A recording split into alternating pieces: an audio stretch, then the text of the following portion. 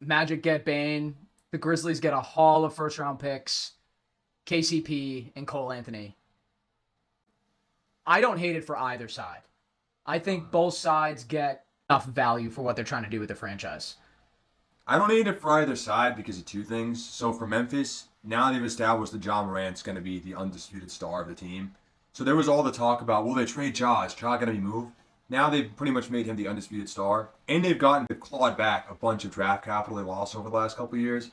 So I don't mind it for Memphis. And then for the Magic, fundamentally, an organization like that just doesn't ever get a player that good. But they haven't made a trade since they took a waiver on Markelle Fultz in 2019, right? Whenever they made that trade, it was like 4 or 5 years ago. They haven't made an aggressive trade maybe since Dwight Howard. Probably. This is the first time they've made a big splash, and their timing, I think, is perfect. Yeah. You're going to have the Celtics who are injured. Who knows what's happening with Milwaukee, Philly. It's their time to want to try and go get it.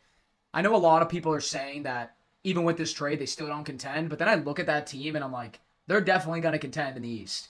100% contending in the East. Probably a top 4 seed. We watched the Celtics play them in that first round series, and it's not like the Magic were ever going to beat them, but you saw the signs of a nice team, a raw, good team. Very good defensively, plenty of size, plenty of switchability. And now they've added a 20-point scorer with the potential to be a much higher point per game scorer than what he was in Memphis, to be honest with you. And what was the one thing the Magic lacked? They had the second best defense in the league. Giving up like 80-something points a game or whatever. They have a ton of size, ton of talent. What do they lack? 3-point shooting and a true guard. And what do they add? 3-point shooting and a true guard. I know Bane's considered a 2, but the guy's, when Ja's out, he was the 1 guard. The guy's a true guard, in my opinion. He will be the guard on this team. He shoots the ball well, above 40%. It's a great signing for the Magic, and I genuinely think that they're going to contend easily in the East. Look at the East, man. Look at their starting 5. They'll have a starting 5, probably maybe the hardest defensively to go against in the East. They'll have Jalen Suggs, Desmond Bane, Paolo Banchero, Franz Wagner, and then Wendell Carter, presumably as their starting 5. That's going to be very good defensively. They can switch on every player they want. They're going to be insanely athletic, too. They're not going to be great at the 3-ball still.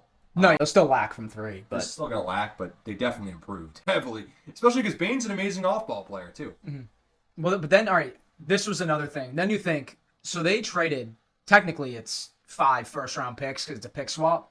I guess 4 guaranteed unprotected first-round picks.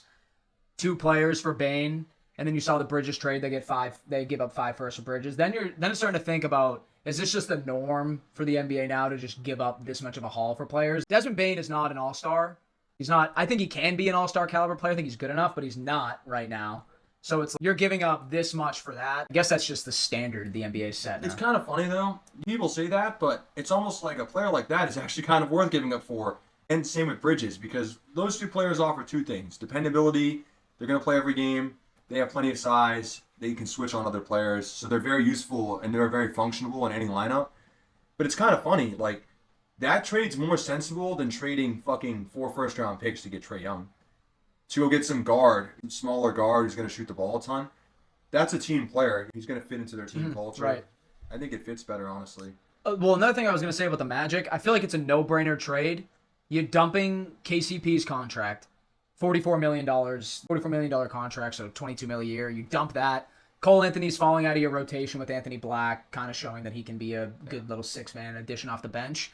And then these picks, in my opinion, they're probably going to be late first-round picks. Yeah. They're not going to matter to them when you have Paulo and Franz like getting their primes. And by the time they get their picks back is when they'll probably start to need picks. Yeah.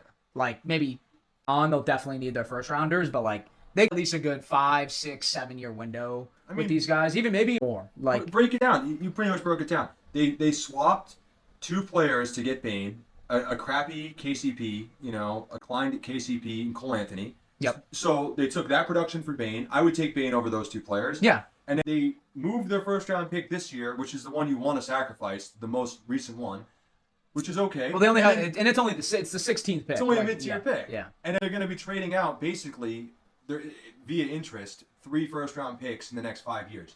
That's not really the worst trade. Especially when your window's between probably 5 to 7 years. Yeah. Like you can live with not having a first-round pick for the next 5 years. If this is your team, like if your core, this could be a very good core.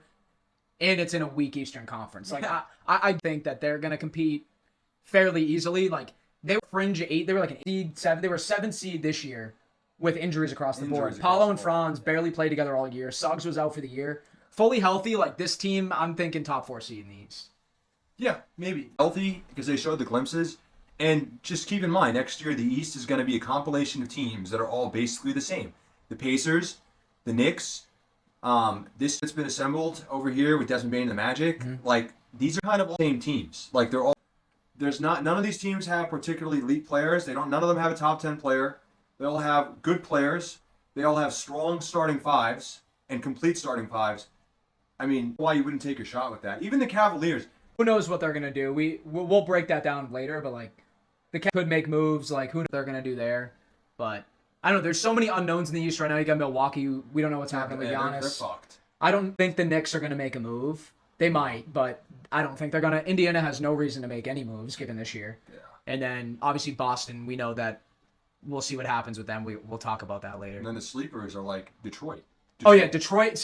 That's a team I'd love to talk about. Like And they're similar though. the Pistons have so much draft capital. Yeah. Young, they can trade away to build around Cade. Like they were 6th seed that almost went to the Eastern Conference Finals. Or no, they almost went to the second round, right? Yeah, they lost to the Knicks. almost Went to the second round. I mean, he choked against the Knicks, but Inexperienced. team that could use a good wing. And if they had a good wing, that team could really make some noise. If they had experience, to be honest, that would go a long way for them. Like they just need that experience. The Pistons. I'm sorry. Yeah, I mean, the Magic now with this are just a better Detroit.